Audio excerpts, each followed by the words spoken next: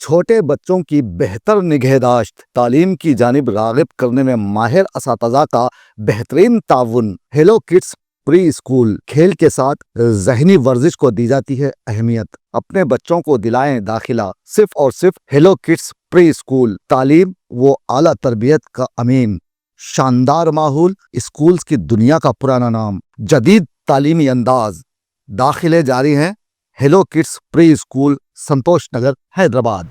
आदाब दोस्तों, मैं हूं एम ए वाजिद। आप देख रहे हैं पैगाम टीवी। दोस्तों, हमारे मसाइल प्रोग्राम में हमने हमेशा कोशिश की है कि अवाम के उन सवालात को इस प्रोग्राम में जगह दी जाए जिनके बारे में आम तौर पर लोग बेखबर रहते हैं और ऐसे सवालात जिनका जवाब मिलना मुश्किल हो जाता है। इसी कारण हमने इस प्रोग्राम में कादिर साहब को बुलाया है। शमशाद कादिर साहब जो अइम्मा के कौमी सदर हैं, समाजी जहदकार हैं और नाम नहाद सहाफ़ी हैं, हर दिल अजीज़ शख्सियत हैं। तो आज हम उनसे बात करेंगे अक़लियती फ़ाइनेंस कॉर्पोरेशन का जो इदारा है उसकी कारकर्दगी और हुकूमत की बदनीयती पर। कादिर साहब अस्सलाम वालेकुम। वालेकुम अस्सलाम। कादिर साहब, राजू युवा विकासम, मैं टाइम वेस्ट करना नहीं चाहता कादिर साहब, तो सीधा सवाल पे आ जाता हूँ मैं। पर लोगों को पता है कि हम किस तरह के सवालात इस प्रोग्राम में लेते हैं। तो राजू युवा विकासम नामी स्कीम शुरू की गई। पहले कहा गया 1 से 10 लाख रुपए दिए जाएंगे। ये मेरे पास सबूत है, वो सबूत है जिसे कोतवाल ने कहा था। अब उसके बाद क्या हुआ, डेट बदली, तारीख बदली, उसके बाद एक नया शोशा छोड़ा गया। 50,000, 1 लाख, 2 लाख, 3 लाख, 4 लाख। ठीक है, ये भी सही है। गरीब अफराद जो चोर उचक्के नौजवान, बेरोज़गार नौजवान जिन्हें नौकरी नहीं थी, वो चोरी करने लगे, डाका डालने लगे, क़त्ल करने लगे पैसों की खातिर। तो ऐसे लोगों को एक राहत महसूस मिली कि हुकूमत ने ऐलान किया कि बेरोज़गार नौजवानों को रोज़गार से मरबूत किया जाएगा। चलिए ठीक है, मान लेते हैं ये स्कीम शुरू की गई। पहले तो उस स्कीम को कहा गया राजू शक्ति स्कीम, फिर उसके बाद राजू युवा विकासम कहा गया। चलिए ठीक है, इसको भी मान लेते हैं। स्कीम शुरू कर दी गई और ऑनलाइन इसकी दरख्वास्तें ली गई। लेने के बाद कहा गया कि ऑनलाइन तो आपने दरख्वास्तें दे दी हैं, तो आपका काम ये है कि वार्ड ऑफिस में इसे एक कॉपी जमा कीजिए। लोगों ने जोग दर जोग जाकर वहाँ पर जमा कर दी। उसके बाद वार्ड ऑफिस में लोग कहने लगे, वहाँ के जो इंतज़ामिया वो लोग कहने लगे नहीं नहीं नहीं, हम नहीं लेते, आप इसे मंडल ऑफिस में ले जाकर जमा कर दीजिएगा। तो मैंने कोतवाल से पूछा ये माजरा क्या है, तो कोतवाल ने कहा कि हमने तो ऐसा कहा ही नहीं। मैं ज़ाती बात बता रहा हूँ। जब लोग मुझसे पूछने लगे, भाई पहले जो है सुना वार्ड ऑफिस में बोले, उसके बाद मंडल ऑफिस में कह रहे हैं, तो हम जाएं तो कहाँ जाएं। तो मैंने कोतवाल से सवाल किया कि कोतवाल साहब बताइए ये क्या माजरा है, ऐसे क्या है तरीक़ा है। नहीं, ऑनलाइन डाल दिए ना, ख़त्म। तो यहाँ भी मुझे तशफ़ी बख़श जवाब नहीं मिला। तो उसके बावजूद लोगों ने फार्म भरे, सुहाने सपने देखने शुरू किए। वज़ीर आला ने कहा कि 2 जून को इस स्कीम का आगाज़ होगा और लोगों में सैंक्शन लेटर दिए जाएंगे, पैसे दिए जाएंगे, पैसे नहीं, सैंक्शन लेटर दिए जाएंगे। 2 जून खुदा खुदा करके आया। उसके बाद सूरत हाल एकदम बदल गई। ऐलान किया गया कि इस स्कीम को उबूरी तौर पर रोका जा रहा है। तो कादिर साहब, मेरा सवाल ये है कि क्या हकीकत में हुकूमत गरीब अफराद, बेरोज़गार अफराद की फलाह के लिए संजीदा है? बहुत बहुत शुक्रिया वाजिद साहब।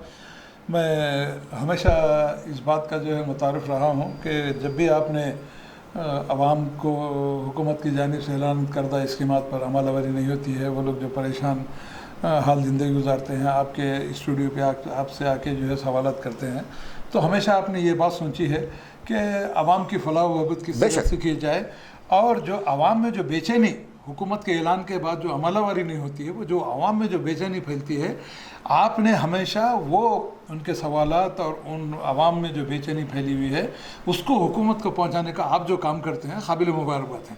तो आपने जो सवाल किया है राजीव युवा विकासम स्कीम का, तो मैं सीधे सीधे ये बात कहना चाहूँगा, mister Revanth Reddy chief minister हैं आप, you are responsible for all this consequences arises in the scheme.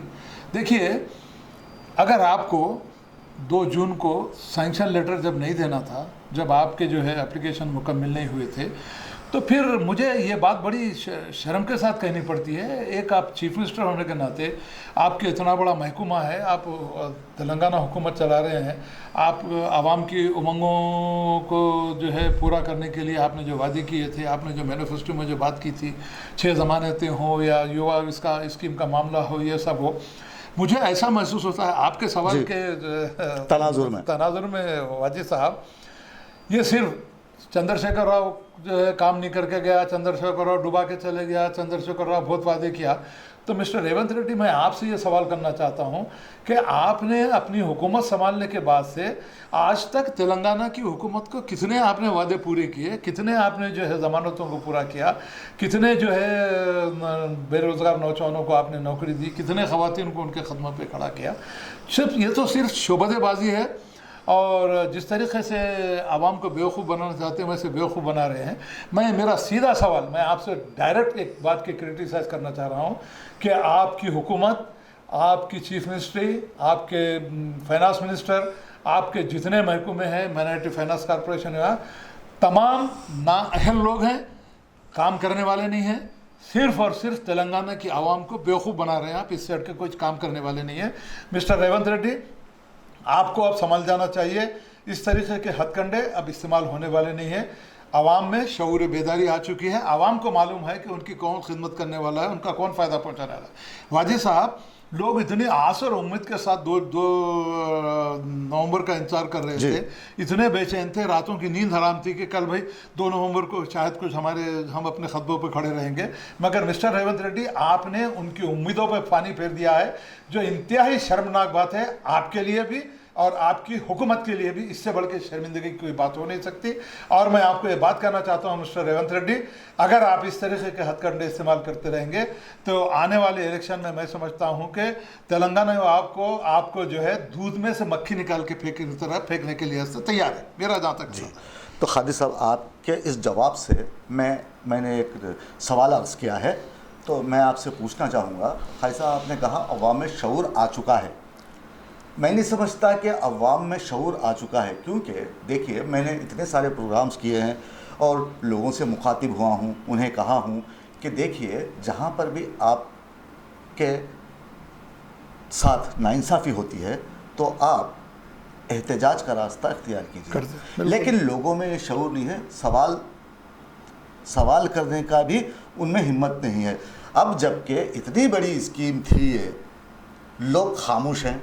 अब देखिए, मैंने पिछले मेरे कॉलम में मैंने लिखा है कि इसके ज़िम्मेदार कौन है। हाजी साहब, देखिए, वज़ीर आला एक बड़ा ओहदा है, वज़ीर आला बड़ा वज़ीर है, इसको छोड़ दीजिए आप देखिए नीचे वालों को लीजिए। फाइनेंस कॉरपोरेशन है, फाइनेंस मिनिस्टर है, और डिप्टी चीफ मिनिस्टर, और जो भी डायरेक्टर जो भी हैं जी, ये लोग क्या कर रहे थे। जबकि आप देखिए, मंडल ऑफिस और वार्ड ऑफिस में मैंने जाकर वहाँ का जायज़ा लिया है और देखा है और लोगों से मिला हूँ। ज़मीनी हकीकत मैंने देखी है, मैंने वो देखा है जो किसी ने नहीं देखा। मैंने लोगों से जाकर मुलाकात की है और पूछा है उनको क्या हुआ, तो लोग कहते हैं कि हमें तो फ़ोन ही नहीं आया। वो हुकूमत कहती है कि फ़ोन किया जाएगा। अरे कितनों को कब तक किया जाएगा? किसी आदमी को किया जा रहा है, एक घर है, एक घर के बाजू में दूसरा घर है, एक घर को फ़ोन आ चुका है, एक घर को फ़ोन नहीं आया। डिस्पैरिटी है। तो ये क्या है? तो ये जो नज़्म व नस्ख है हुकूमत का, ये नाकाम है, तो फेलियर है। तो ऐसे में देखिए खालिद साहब, ये लोगों को बेवकूफ़ बनाने के अलावा कुछ काम नहीं कर रहे हैं। और रही बात, अब जबकि ये स्कीम नाकाम हो चुकी है तो उसे कैसे, किस अंदाज से पेश किया जा रहा है लोगों के सामने, ये तो आप बखूबी जानते हैं। बताया जा रहा है कि ये स्कीम रुकी नहीं है, ये रोका इसलिए गया है कि बहुत जल्द जब तमाम दरख्वास्तों की जांच होगी तो इस स्कीम को आगे बढ़ाया जाएगा। यानी कि लोगों की आंखों में धूल झोंका जा रहा है, बिल्कुल। तो धूल झोंक कर उन्हें खामोश किया जा रहा है। और फिर 1-2 महीने के बाद या 3 महीने के बाद जब भी बल्दी इंतखाबात होंगे उस मौके पर बड़ा शोर मचाया जाएगा और जो 50,000 सब्सिडी स्कीम है वो 10-15 लोगों को देकर ख़त्म कर दिया जाएगा। तो ये मैंने अवाम से पूछा है, उनके दरमियान में गया हूँ और लोगों से पूछा हूँ, तो लोगों ने मुझे ये जवाब दिया है।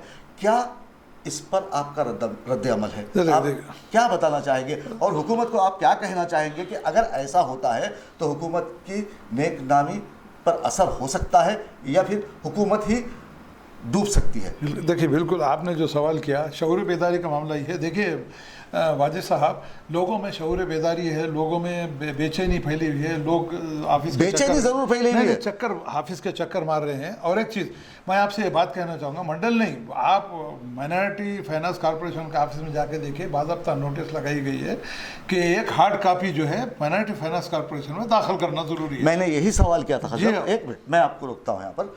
देखिए खालिद साहब, मैंने यही सवाल कोतवाल से किया था, पूछा था क्या आपके पास ला कर देना ज़रूरी है, तो उन्होंने कहा ऑनलाइन कर दिए ना, ज़रूरत नहीं है।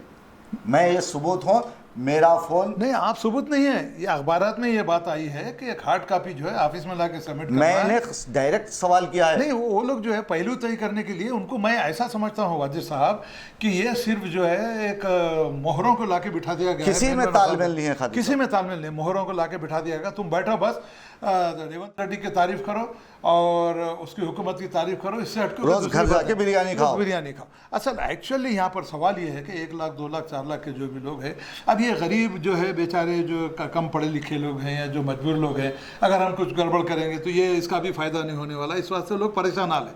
और एक ख़ास बात कहना चाहूँगा, ये सबसे अहम चीज़, इससे पहले भी आपके प्रोग्राम में हमने जो आवाम से इस बात की जो है अपील की थी कि अब आपको पुरअमन एहतजाज करते हुए हुकूमत को घुटनों पे लाना बेहद ज़रूरी है जी। जब तक आवाम आगे बढ़ के जो है अपने परेशानियों को हुकूमत तक पेश नहीं करेगी, ये कुछ होने वाला नहीं है। क्योंकि ये हुकूमत इतनी बेहिस और इतनी जो है लाचार हो चुकी है।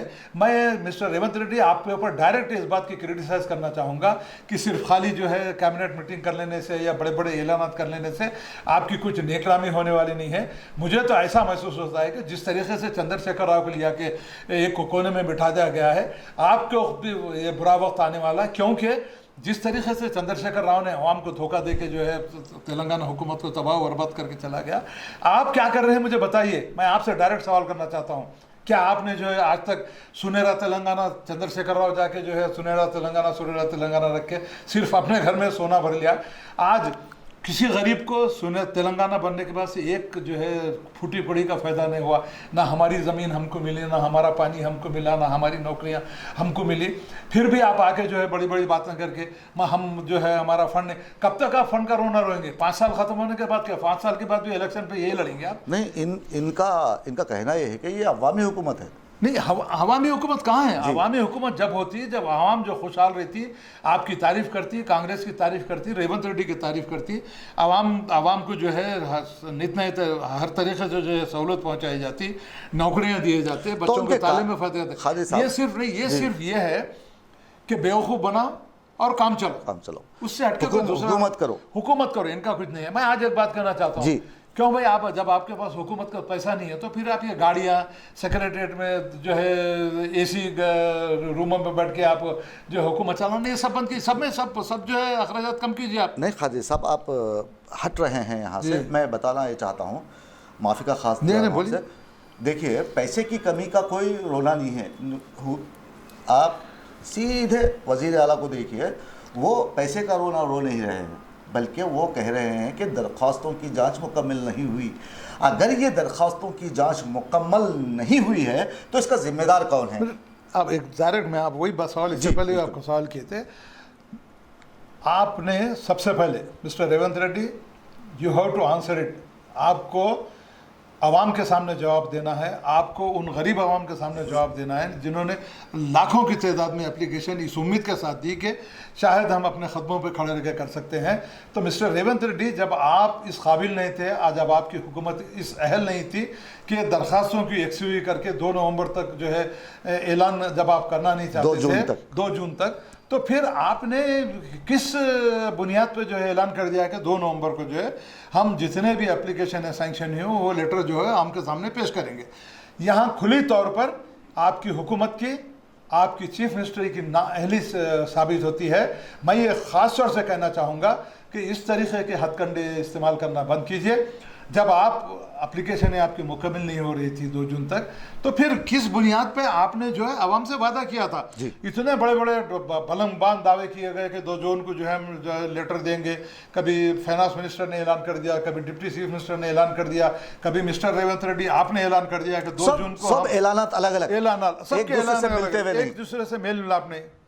चीफ मिनिस्टर का बयान अलग, डिप्टी सीएम का बयान अलग, फाइनेंस मिनिस्टर का बयान अलग, फिर और ये जितने नाअहल चेयरमैन यहाँ बैठे हुए हैं सबके बयान, उन्हें तो कुछ पता ही नहीं है। उन्हें तो कुछ पता नहीं है। तो मिस्टर रेवंत रेड्डी, मैं वाजिद साहब आपसे ये बात करना चाहूँगा कि मिस्टर रेवंत रेड्डी, इसकी जिम्मेदारी इस स्कीम की अमलावरी जो 2 जून को नहीं हुई, इसकी सारी जिम्मेदारी आपको कबूल करना। आपने एक बात कही कि चीफ मिनिस्टर का बड़ा ओहदा है, उनके नीचे वाले काम जब तक नहीं करेंगे, जब तक ये सर जिस्म पे नहीं रहेगा, धड़ कुछ काम करने वाला नहीं है। ये सारी जिम्मेदारी मिस्टर चीफ मिनिस्टर के जो है उन्हीं की जानिब से ये स्कीम तैयार की गई थी। जब उन्होंने ये स्कीम तैयार की थी तो इस स्कीम की अमलावरी करने की जिम्मेदारी भी चीफ मिनिस्टर रेवंत रेड्डी पे जाती है जी।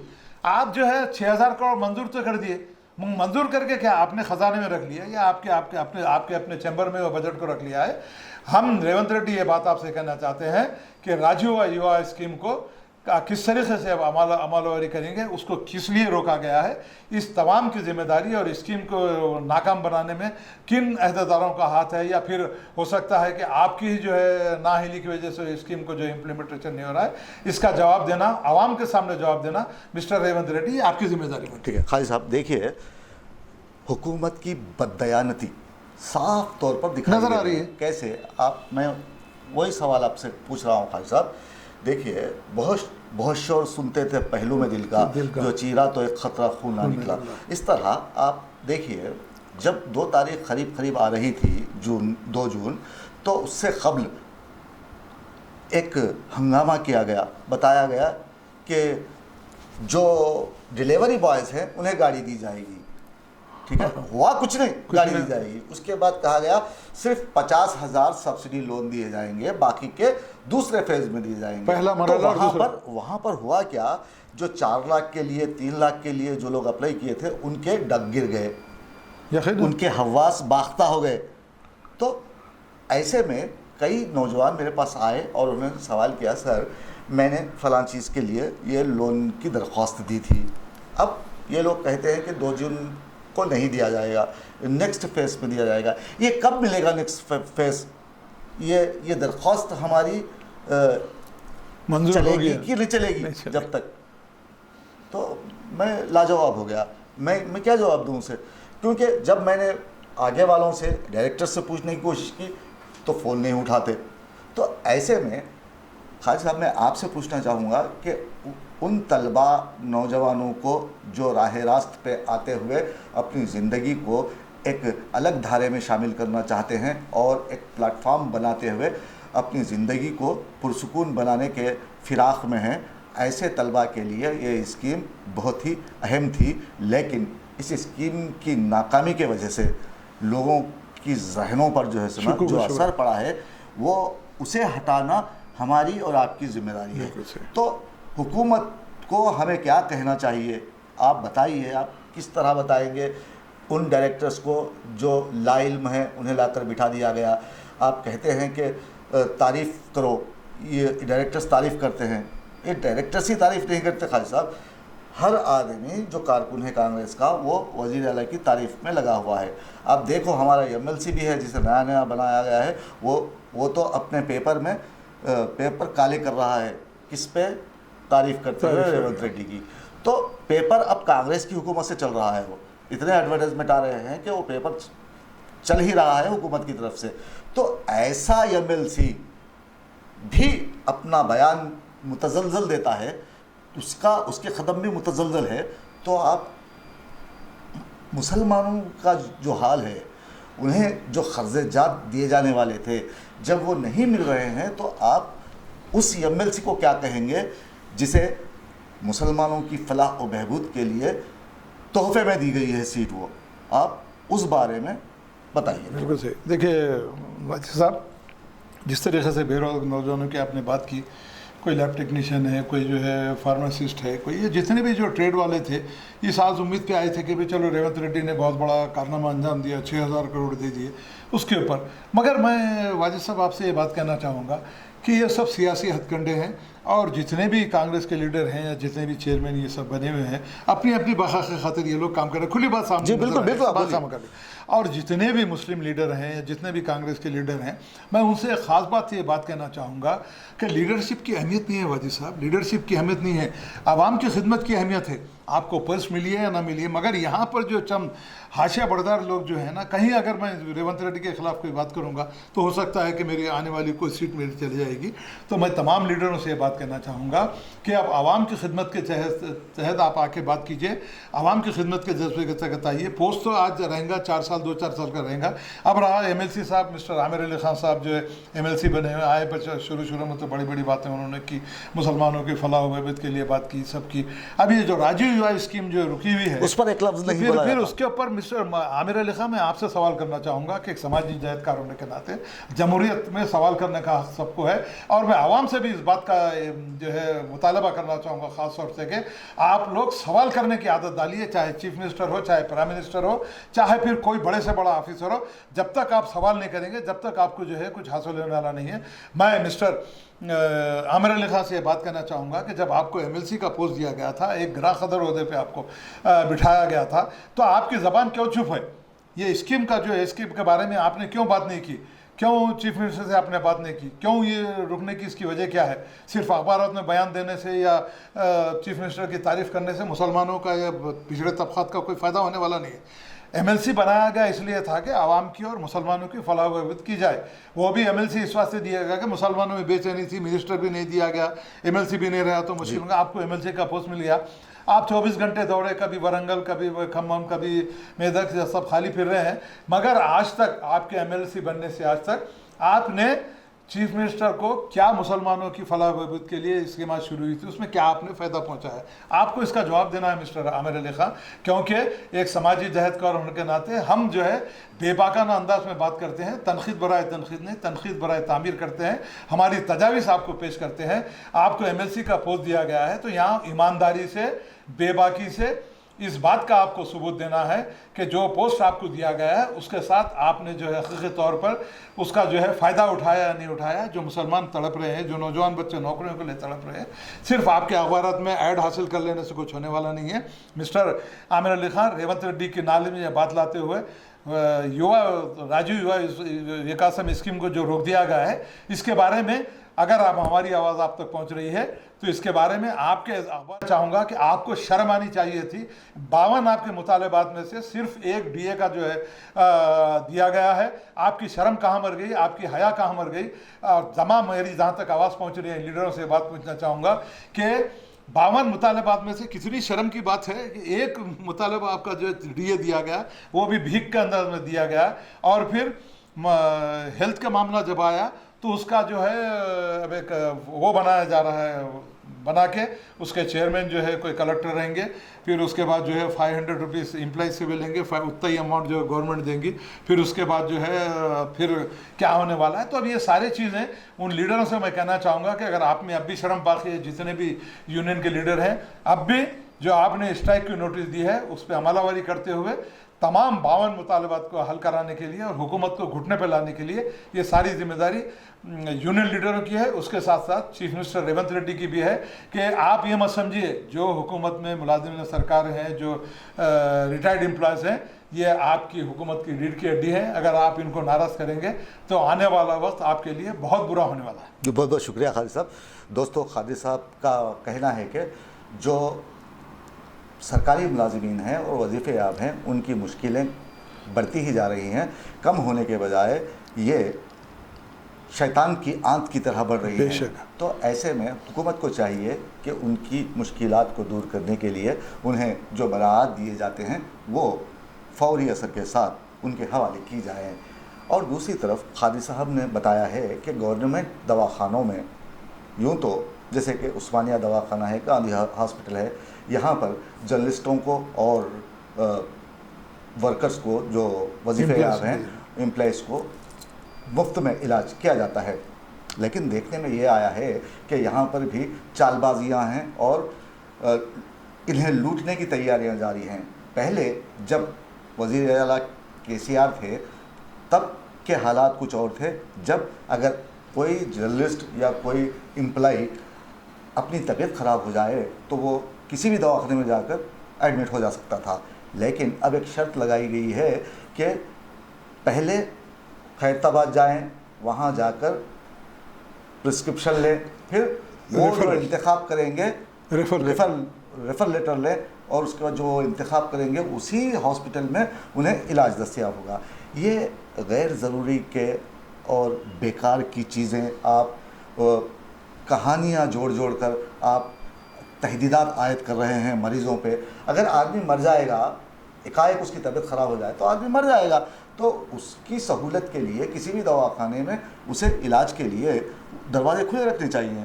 लेकिन ऐसा हो नहीं रहा है। और जर्नलिस्ट कहीं जाता है या एम्प्लॉय कहीं जाता है प्राइवेट दवाखाने में, अगर वो रेफर लेटर लेकर भी जाता है मुश्किल तो उसके लिए मुश्किलात खड़ी की जाती हैं। कहा जाता है कि डॉक्टर के पहले पैसे दीजिए 500 रुपये, हाँ बिल्कुल 500 रुपये दीजिए, तो वो बगैर परेशान हुए वो शख्स बाहर निकल ही नहीं सकता।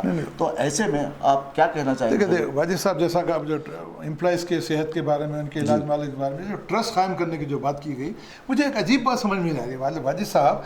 जब आप हेल्थ कार्ड इशू कर दिए हैं तो उसको गवर्नमेंट के जो है के साथ साथ दवाखानों को मरबूत कर देना चाहिए। आपको अपोलो हॉस्पिटल में जाएंगे तो वो नहीं चलता।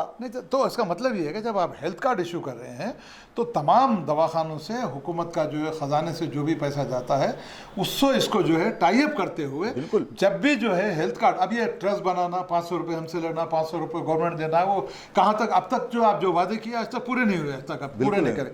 तो हम ये चाहते हैं कि जब हेल्थ कार्ड EHS हो या JHS हो या जर्नलिस्ट के वास्ते हो या मुलाजिमिन सरकार के वास्ते हो, जो कुछ भी हो, जब आप हेल्थ कार्ड इशू करते हैं तो उसका जो है इस तरीके से जारी कीजिए कि जिस भी दवाखाने में जाएगा उसका 10 लाख की जो बात की गई है उसका पूरा इलाज जो आपके दवाखाने में होना चाहिए और वो हेल्थ कार्ड से सारी चीज़ें मरबूत कर देनी चाहिए कि भाई जो भी खर्चा हो रहा है हुकूमत इसके लिए देने के तैयार है। हुकूमत से वो जो है हॉस्पिटल से जो है मायदा करते हुए जो भी एम्प्लॉय जाएगा वो हेल्थ कार्ड के ज़रिए से तमाम इलाज मुआवजा होगा और हुकूमत का इसका पैसा ज़्यादा, पूरा पैसा जो हुकूमत अदा करेगी। तो ही जब नेक नियति आपकी समझ में आएगी। वरना जैसा अभी आपने कहा कि एक आदमी बिल्कुल सख्त अलील है, मरने के करीब है, अब वो कब तक दवाखाना जाएगा, कब रेफर लेटर जाएगा, कब रेफर लेटर आएगा। अगर आप हेल्थ कार्ड दे दिए हैं तो उसका लुजुम ये लगाइए कि हर दवाखाना जो लिस्ट में आएगा जियो के तहत वो दवाखाने में हेल्थ कार्ड चलेगा और तमाम अखराज लिस्ट में बहुत है खादी साहब। हाँ। लेकिन खैरताबाद में नहीं बोलते, क्या बोलते हैं, आप उस्मानिया जाइए, आप गांधी हॉस्पिटल जाइए, आप निम्स को जाइए, ऐसा कहते हैं।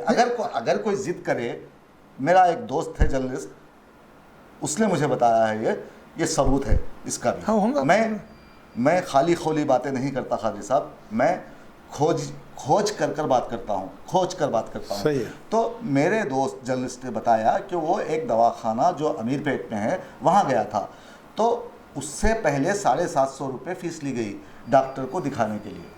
उसके बाद कहा गया, एक लंबी लिस्ट थमाते हुए कहा गया 12,500 के आप टेस्ट करवा कर आइए। तो ये क्या है? ये जर्नलिस्ट का हेल्थ कार्ड है। मैं आपको यही बोलना चाह रहा हूँ अजय साहब, जब हेल्थ कार्ड जब इश्यू कर दिया गया तो सारी चीज़ें उसमें आ जानी चाहिए।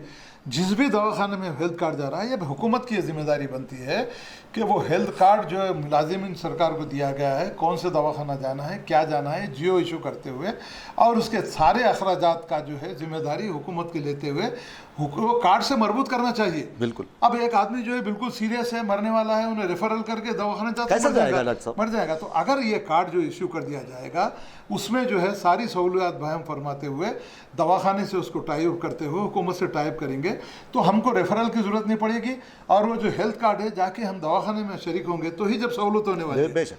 वरना आप मरीज यहाँ से रेफरल होकर कहते कोई मर जाता तो हम तो यही कहेंगे कि कादी साहब के हुकूमत के खौलो फेल में तजाद है। तजाद है। दोस्तों, अगर आपको हमारा ये प्रोग्राम अच्छा दिखा है तो आप हमारे चैनल को सब्सक्राइब करें, और इसे बेहतर बनाने के लिए अगर आप कोई मशवरा देते हैं, तजावीज़ पेश करते हैं, तो कमेंट करना ना भूलें और इस वीडियो को दूसरों तक पहुंचाएं, क्योंकि आपके ऐसा करने से हमारी हौसला अफजाई होगी।